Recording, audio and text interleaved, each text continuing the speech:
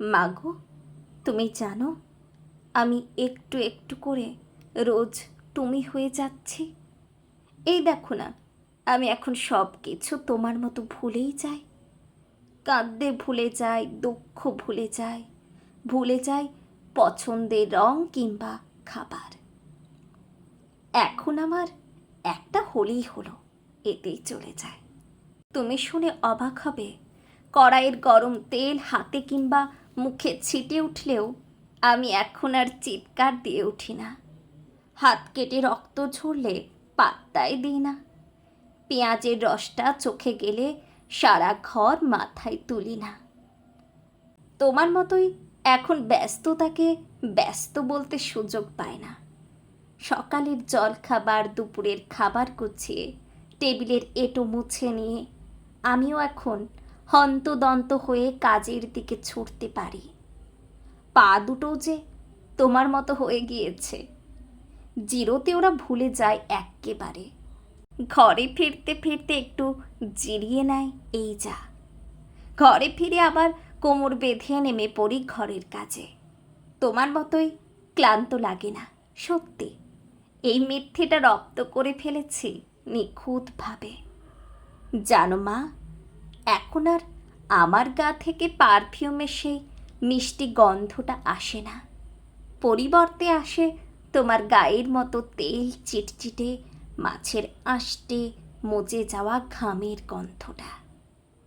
আমিও এখন পেছনে ফেলে আসা দিনের গল্প করে কেমন দাপিয়ে বেড়াতাম, বিচ্ছু ছিলাম কেমন। চাঁদটা কেমন হাঁ করে দেখতাম। কত বই ছিল আমার, কি খেতে পছন্দ করতাম, কি রংটাই চোখ আটকে যেত, ইত্যাদি ইত্যাদির। যেভাবে তুমিও বলতে কোনো এক ছুটির বিকেল বেলাতে, আচ্ছা মা, তোমারও কি তখন মনে হতো সেই ইতিহাসের পাতায় ফিরে যেতে, যেখানে সত্যিকারের অর্থেই তুমি আছো? জানো, সকাল সকালেই বিচ্ছিরি অ্যালার্মের শব্দে ঘুম ভাঙলে ভীষণ অসহায় লাগে। তাকিয়ে থাকি ফোনের স্ক্রিনের দিকে বিষণ্ণতায়। মন চায় তোমার ডাকে প্রতিদিন জেগে উঠি। আচ্ছা, এই অসম্ভবকে কিভাবে সম্ভব করতে হয় তোমার কি জানা আছে মা? আমায় বলে দেবে? আমার বড্ড ইচ্ছে করে আবার তোমার কোলে শুই, সুখের সাগরে গা এলিয়ে দিই। আমার যে খুব বেশি দরকার ওই সুখটুকু। জানো মা, তুমি যখন ড্রেসিং টেবিলের সামনে দাঁড়িয়ে চোখে কাজল দিতে, আমি তখন সব কাজ ফেলে তোমার দিকে তাকিয়ে থাকতাম। এটা যে আমার এত প্রিয়, বলতে ইচ্ছে করতো তোমায়, মা তুমি সব সময় কাজল দাও না কেন? এখন বুঝি তুমি কেন তোমার প্রিয় কাজল দিতে ভুলে যেতে। মাগো, তোমায় কত কিছু বলতে ইচ্ছে করে, কিন্তু আমি যে কিছু বলতে পারি না তোমায়। এত এত লেখালেখি, অথচ তোমায় লিখতে গেলেই সাহসে আটকায়।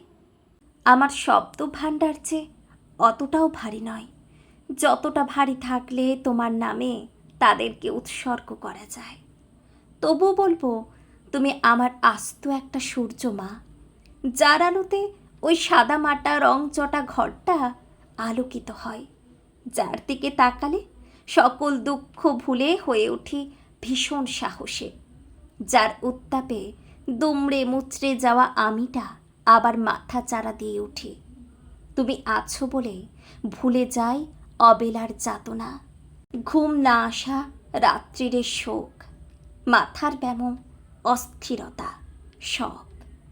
শুধু তুমি আছো বলেই এখনো বেঁচে আছি মা, এখনো বেঁচে আছি।